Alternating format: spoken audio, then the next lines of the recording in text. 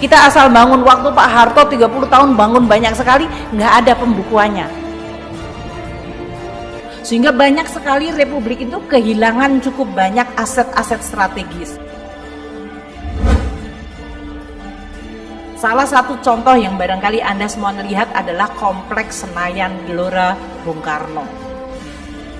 Istana negara kita yang Bapak Presiden Jokowi berkantor, itu nggak ada title-nya. Nanti kalau tiba-tiba cucunya Dendels datang bilang ini punya saya, bisa. Waktu itu hampir semua kementerian lembaga punya barang-barang milik negara yang dikerjasamakan dengan swasta, menghasilkan penerimaan terus masuk duit pejabatnya, nggak masuk dalam laporan keuangan. Hilangkan banyak aset negara, Sri Mulyani sentil rezim Orde Baru. That is what is make us a lot of different. Makanya saya sekarang tuh selalu gelisah. Saya nggak peduli dan saya nggak kepengen lihat ada barang negara secuil apapun yang dia itu waste. Menteri Keuangan Sri Mulyani mengungkapkan salah satu fakta dalam upaya menyelamatkan keuangan negara, yakni melalui perbaikan pembukuan aset. Dalam hal ini, Sri menjelaskan jika negara Indonesia sebelumnya tidak memiliki neraca keuangan, sehingga barang berharga milik negara, termasuk aset dan properti penting lainnya, tidak pernah tercatat sebagai milik negara, di mana hal itu terjadi selama masa kepemimpinan Presiden kedua, Soeharto. Mulainya, Republik Indonesia tadinya nggak punya neraca, jadi barang milik negara pun tidak diadministrasikan, tidak direkod. Kita asal bangun, waktu Pak Harto 30 tahun bangun banyak sekali, nggak ada pembukuannya.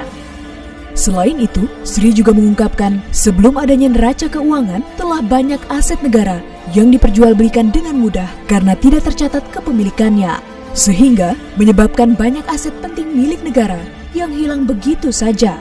Salah satu contohnya yaitu Kompleks Senayan Gelora Bung Karno. Itu banyak sekali barang milik negara. Belum lagi kalau dulu tanah-tanah. Kalau menterinya lagi seneng, oh saya kepengin jual tanah, saya jual tanah saja.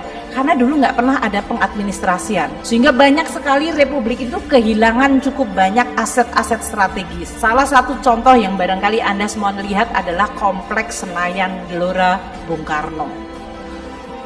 Menurutnya, komplek yang luasnya meliputi Manggala Wana Bakti TVRI, Hotel Hilton, Hotel Mulia, sampai Plaza Senayan merupakan komplek milik negara yang dibangun oleh Bung Karno. Namun, karena tidak dibukukan, sehingga komplek-komplek tersebut menjadi milik swasta dan hilang saat akan dimasukkan ke dalam pembukuan aset milik negara. Seperti halnya Hotel Hilton yang kini berganti nama menjadi Hotel Sultan. Dulu Presiden Soekarno tuh membangun seluruh komplek itu sampai dengan Manggala Wana Bakti TVRI sampai kepada Hotel Hilton, semuanya itu termasuk Hotel Mulia. Itu semuanya sampai ke Plaza Senayan, kalau Anda pergi ke Jakarta pasti pergi ke sana. Itu semuanya adalah semua komplek milik negara. Bahkan secara mengejutkan, Sri mengatakan jika Istana Negara, tempat berkantornya Presiden pun tidak memiliki title yang sewaktu-waktu dapat diambil oleh keturunan pemimpin yang berkuasa pada saat itu, yakni Herman Willem Dendels. Istana negara kita yang Bapak Presiden Jokowi berkantor, itu nggak ada title-nya. Nanti kalau tiba-tiba cucunya Dendels datang bilang ini punya saya, bisa. Seperti diketahui, Presiden kedua Republik Indonesia yakni Soeharto telah mendapat penghargaan dari MPR dengan sebutan Bapak Pembangunan. Tidak sedikit bangunan yang telah berdiri ketika dirinya berkuasa selama 32 tahun dan salah satunya Taman Mini Indonesia Indah.